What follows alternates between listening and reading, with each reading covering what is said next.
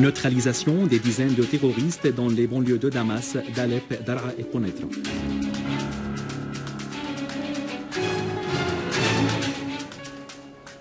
L'armée libanaise élargit ses opérations contre les terroristes aux environs d'Arsal.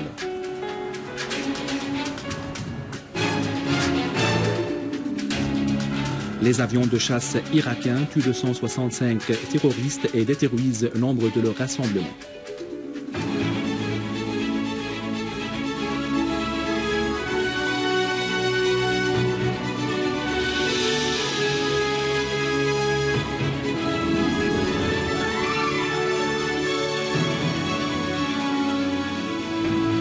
Mesdames et messieurs, bon après-midi et bienvenue à notre journal. À Alep, des unités de l'armée arabe syrienne ont tué et blessé de nombreux terroristes et détruit leur rassemblement dans 8 zones dans la banlieue du gouvernorat. L'armée a aussi détruit 15 véhicules dont certains étaient chargés de munitions entre le rond-point de Marja et celui de Salihin, ainsi que 8 véhicules avec les terroristes à bord et 2 mitrailleuses lourdes anti-aériens de calibre 23 à Karam Tarab, à la périphérie de Nayrab et à Jdeida. L'armée a également éliminé 23 terroristes de différentes nationalités à la périphérie de l'aéroport international d'Alep. Dans la banlieue de Damas, des unités de l'armée arabe syrienne ont abattu de nombreux terroristes et détruit 2 véhicules surmontés de mitrailleuses lourdes dans les fermes de Khan Shih, avortant une tentative d'infiltration de terroristes de la localité de Bettima à Khan Shih. 2 unités de l'armée arabe syrienne ont visé des rassemblements de terroristes en face de l'usine d'Andoumi dans la ferme de Naboulsi et à l'école de Sharia dans la zone d'Oja. Dans la banlieue de Konaitra, des unités de l'armée arabe syrienne ont tué et blessé plusieurs terroristes au nord de Tal Ahmar, détruisant des véhicules avec les terroristes à bord à Abu Shita. Dans la banlieue de Daraa, des unités de l'armée arabe syrienne ont liquidé 29 terroristes au rond-point de Darel, ainsi que tous les éléments d'un gang terroriste à l'ouest de Tal Khadr. L'armée a déjoué une tentative d'infiltration de terroristes de Yadouda à Tal Zatar. Les services de sécurité spécialisés ont intercepté des terroristes à bord d'une voiture près du point de contrôle de l'armée à Salimé dans la banlieue de Damas. Se trouvant coincé, un des terroristes a fait exploser sa ceinture bourrée d'explosifs. Tous les terroristes ont été tués dans l'explosion.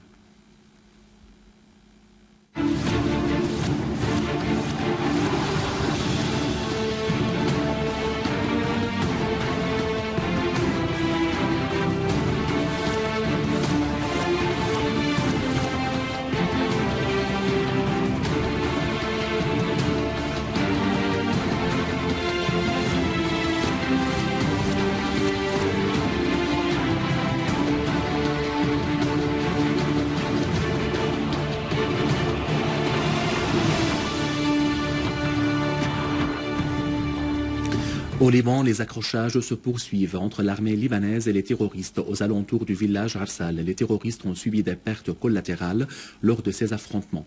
Aujourd'hui à l'aube, des terroristes armés ont attaqué un poste du Front populaire de libération de la Palestine, commandement général, et un autre poste de l'armée libanaise à Kfar Zabad. Les terroristes visent par ces attaques à détourner les regards sur les combats avec l'armée à Arsal. D'ailleurs, les terroristes de l'État islamique en Irak et au Levant à Arsal sont en désaccord sur la trêve avec l'armée libanaise. Certains d'eux y sont favorables alors que d'autres insistent sur la poursuite des attaques sur l'armée. En Irak, de nouvelles réalisations de l'armée contre les terroristes. L'armée de l'air a réussi à éliminer 265 terroristes de l'État islamique en Irak et au Levant dans plusieurs régions. Les frappes aériennes ont essentiellement visé les caches des terroristes au nord de Babylone, dans le district Senjar près de Mossoul et dans le district Beji à Salah ad-Din. Des voitures des terroristes ont été également détruites dans la région Kerawan, dans le district Baji près des frontières syro-irakiennes. Les forces irakiennes ont également mis en échec des tentatives des terroristes de prendre le contrôle de la localité Amerli à Kirkouk ainsi que des régions entourant Bagdad. Des dizaines de terroristes ont été tués dans ces opérations de l'armée. Le Conseil de sécurité a affirmé que les réseaux terroristes de l'État islamique en Irak et au Levant menacent non seulement la Syrie et l'Irak, mais aussi la paix, la sécurité et la stabilité régionale. Le Conseil de sécurité s'est contenté de condamner les dernières atrocités perpétrées par ce réseau terroriste à l'encontre des minorités en Irak, notamment après l'occupation par cette même formation terroriste de la ville de Sinjar. Le Conseil de sécurité a également exprimé sa vive inquiétude pour le sort des milliers d'Irakiens poussés à l'exode en raison des attaques de l'État islamique en Irak et au Levant, assurant que ces attaques systématiques contre la population civile représentent un crime contre l'humanité. De même, le Conseil de sécurité n'a pas fait allusion aux crimes commis par les groupes terroristes dont l'État islamique en Irak et au Levant en Syrie.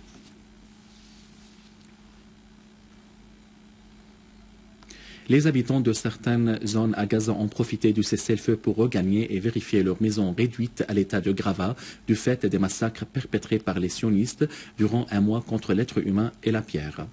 La machine de guerre israélienne a transformé des villages entiers en des débris, ce qui implique beaucoup de temps, d'efforts et de fonds pour les reconstruire.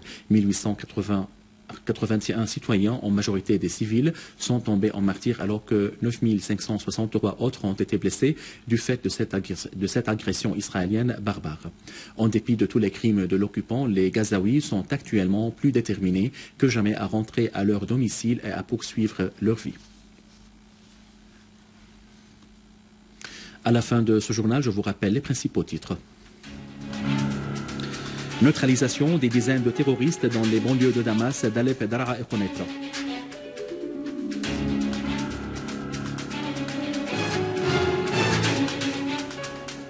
L'armée libanaise élargit ses opérations contre les terroristes aux environs d'Arsal.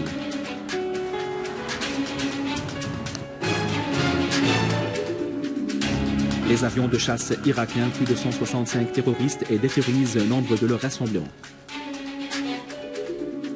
Mesdames et messieurs, c'était notre journal d'aujourd'hui. Merci de l'avoir suivi et au revoir.